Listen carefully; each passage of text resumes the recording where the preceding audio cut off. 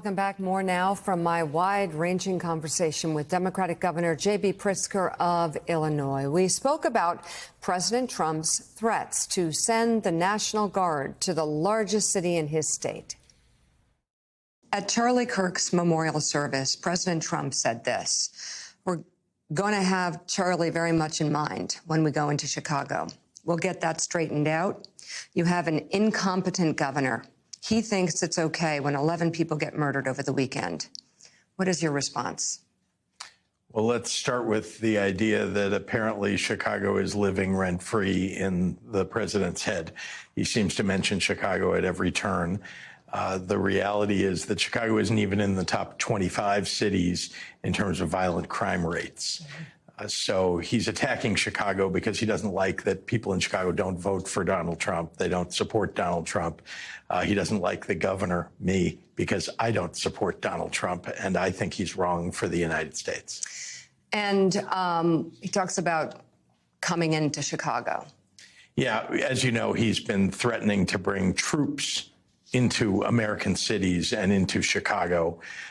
The reality is we honestly are fighting crime on the ground with civilian law enforcement. That's how it needs to get done.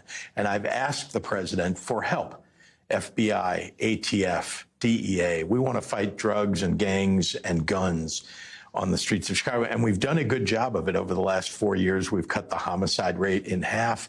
All of the violent crime rates for the city of Chicago have gone down by double digits. But we want more help. He's not offering that. Instead, he's offering troops who are not trained to do law enforcement. They don't know how to do arrests. They're really not appropriate for an American city. And frankly, this is part of a broader effort on his part to impose his authoritarian rule on big cities across the United States. And that's what you call it, authoritarian rule? It is. How would you describe it as authoritarian rule? Well, one after another. Look at everything that he's been about as president. Just recently, trying to take Jimmy Kimmel off the air by having his FCC chair threaten stations with taking away their licenses. Donald Trump has very often talked about bringing troops not just into cities, but anywhere where he sees an opponent that he thinks he should come after. Much of his rhetoric, as we've seen in his speeches, even last night during the Charlie Kirk Memorial, he talked about the fact that although Charlie Kirk didn't hate his opponents, that Donald Trump does, and that he harbors ill will toward them continually. This is a person who thinks that his personal will should be imposed upon the United States. That's not how it works. He wants his Justice Department to go after his opponents. We've seen that over and over again. And indeed, I believe yesterday we saw news that he is planning to do that, accidentally publishing what would have been a private communication with Pam Bondi. There's been some suggestions that you might be considering a run for president in 2028. Is that true? I always appreciate that people have mentioned this and have encouraged me to do something like that. But to be honest, I'm running for re-election as governor of Illinois.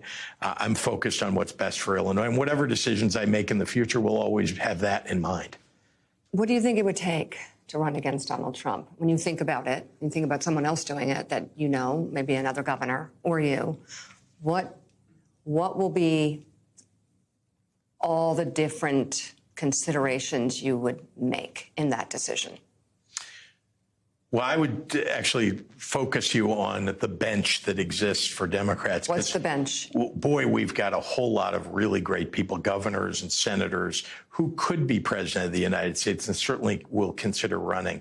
And I think the characteristics that are required are you got to have somebody who understands what it's going to take to rebuild this country after Donald Trump has torn down so many of the institutions that have been so important to democracy over all these years.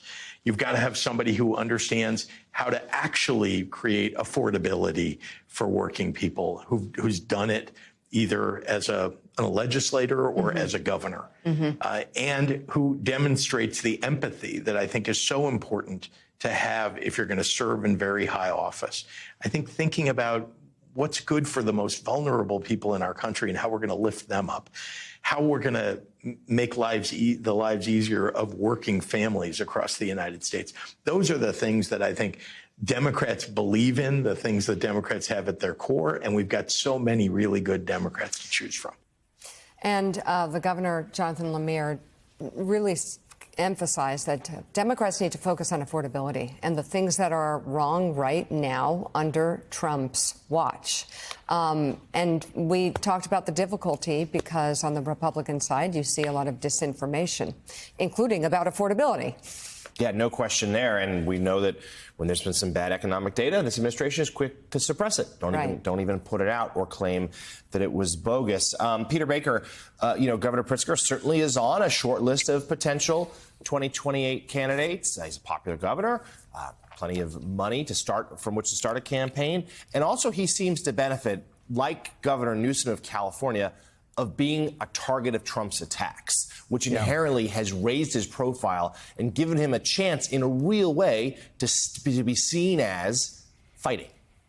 Yeah, I think that's exactly right. Being a target allows you to be a leader of the fight back. The base is desperate for somebody in their party to be a leader of the fight. They feel like too many Democrats have been too quiet or too complacent or too acquiescent. They don't see it right now in their congressional leaders, and they're looking to governors like Newsom and Pritzker, I think, to lead the way. Not everyone agrees with that. There are Democrats who say, look, let's find ways to work with Trump on some things that are important. You see here in Washington, D.C., Mayor Bowser trying to find a middle path between resisting the use of federal forces here in the streets while also not losing her ability to run the city. And so it's been complicated for a lot of Democrats. But Pritzker has been right up there along with Newsom as one of the leading voices right now of the fight part of the resistance movement. Michael Tomasky, though, we did hear in Mika's interview about the idea of crime. Governor Pritzker sort of downplayed its impact, and certainly Democrats are united in suggesting the National Guard has no business being on the streets of Chicago. But there are some differences in the party about how to handle the crime issue here, because those stats suggest the nation is certainly safer than it was a few years ago, including a lot of these big cities. That's not always how people feel. No, it's not. If you're a victim of a violent crime, you don't care about the statistics. Everybody knows that. However, I do think that Pritzker is handling that pretty well. I don't know that it impresses that many people to say that Chicago is not even in the top 25 or whatever. But I do think that it's right for Democrats to say, as they did say a couple weeks ago when this was the front page, the main story in the news, that there are other cities in red jurisdictions that are just as bad. And why does he go after those? And indeed, that seems to have had some impact because Trump started talking about Memphis suddenly, right. and he moved away from Chicago. So, I think it's a pretty simple lesson there. Fight back, stand your ground, and you can have an impact on what Trump says and does. Editor of The New Republic, Michael Tomasky, thank you so much for coming on this morning. His new piece is available online right now.